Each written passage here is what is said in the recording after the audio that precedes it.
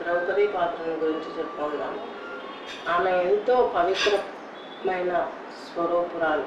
అటువంటి ఆవిడని పతితగా ఈరోజు సినిమాలలో, డ్రామాలలో, సొసైటీలో చూపిస్తున్నారు. నిజంగా చాలా బాధేస్తుంది. ఆ సినిమాలలో అయితే మరీ ఆలోచించక్కర్లేదు. మగాళ్ళకి బట్టలు కట్టేసి మరీ లాగేస్తున్నారు. ద్రౌపదిని అంత చిన్న చూపు చూస్తున్నారు. ఆమె క్యారెక్టర్ అది కాదండి. ఒక్కసారి దయ ఉంచి ఆలోచించండి. నేను ఒక్కదాన్ని మేధావిని కాదు, మీ అందరూ ఎంతో మేధస్సు ఉంది. ఒక్కసారి ఆలోచించండి. ద్రౌపది, శచీదేవి, అర్జునుడే ఇంద్రుడు. వాళ్ళు స్వర్గలోకం, భూలోకంలో పుణ్యం చేసుకొని ఎన్నో యజ్ఞయాగాలు చేశాక వాళ్ళకు స్వర్గలోక రాజ్య పరిపాలన ప్రాప్తించింది. వాళ్ళు స్వర్గలోకంలో విజయోత్సాహంలో సంతోషంగా కొద్ది రోజులు గడిపాక వాళ్ళకి స్వర్గలోకం వద్దు, మేము మోక్షంకి వెళ్ళాలనుకుంటున్నాము, విష్ణుమూర్తిని ప్రార్థించారు. విష్ణుమూర్తి అప్పుడు సమయం ఇంకా రాలేదు, కొద్ది రోజులు వెయిట్ చేయండి, ద్వాపర యుగంలో నేను భూమి మీదకి వెళ్ళవలసి వస్తుంది, ఆ సమయంలో మనం ఖచ్చితంగా వెళ్దాము అని చెప్పేసి వాళ్ళని పంపిస్తారు. ద్వాపర యుగం వచ్చిన తర్వాత శ్రీకృష్ణ పరమాత్ముడు వాళ్ళని పిలిచి మరి సమయం ఆసన్నమైంది, వెళదామా అంటారు.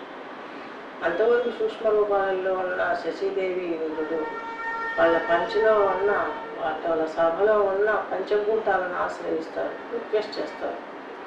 భూమి మీదకి వెళ్ళాలంటే పంచభూతాలతో కూడిన దేహం కావాలి కదా, మరి అందుకోసం వాళ్ళని అడిగితే వాళ్ళు సహకరిస్తామని చెప్తారు. భూమి మీదకి వచ్చి ఆ పంచభూతాలతో దేహాన్ని ఏర్పరచుకొని జన్మించే ప్రక్రియనే అర్జునుడు ద్రౌపదిని మత్స్యంత్రాన్ని సాధించి ఆమెను వరించడం అనే ఆ పరమ పవిత్రమైన పరిస్థితి. సాధించిన తర్వాత ఆయన అడవులకు అజ్ఞాతవాసం అన్నీ చేశాక మరలా వాళ్ళని అడుగుతారు, మా రాజ్యం మాత్రమని అడిగితే వాళ్ళు ఒప్పుకోరు. అప్పుడు కురుక్షేత్ర సంగ్రామ సమయంలో కర్ణుని అడుగుతుందని మనకు పురాణం చెప్తుంది. ద్రౌపదీదేవి శ్రీకృష్ణుని అడుగుతుంది, నాకు కర్ణుని కూడా వివాహం ఆడాలని నుండి 6వ వాడి అని అడుగుతుందని మనకు పురాణం చెప్తుంది. పురాణం తప్పు చెప్పట్లేదు, మనమే రాసాం, తిమ్మిని బొమ్మిని చేసి రాసుకున్నాం పురాణం. ఎలా ఆమె ఏం అడుగుతుంది? మోక్షాన్ని అడుగుతుంది. కర్ణుడు ఎవరు? సూర్య అంశ, మోక్షాన్ని ఇచ్చేవాడు.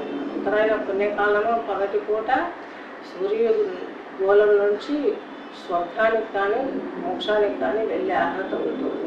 అది గమనించాలి. హిందూ సిద్ధాంతంలో ఆ పాయింట్ మర్చిపోవద్దు. హిందువులు కూడా మర్చిపోతున్నారు అక్కడ. ఆమె అడిగితే ఆయన తిరస్కరించాను. ఇంకా మీ పాపపుణ్యాలు క్షయించలేదు, ఇంకొద్ది రోజు రావాలని తిరస్కరించారు. అదే జరిగింది అక్కడ. ఆమె ఏదో ఒళ్ళు పొగరెక్కి అడగలేదు. ఇటు ఈ రోజుల్లో కూడా ఎవరు అడగరండి, అది గమనించాలి. కలికాలంలో కూడా భర్తలు మన తలతిక్కలాగానే ఆలోచిద్దాము.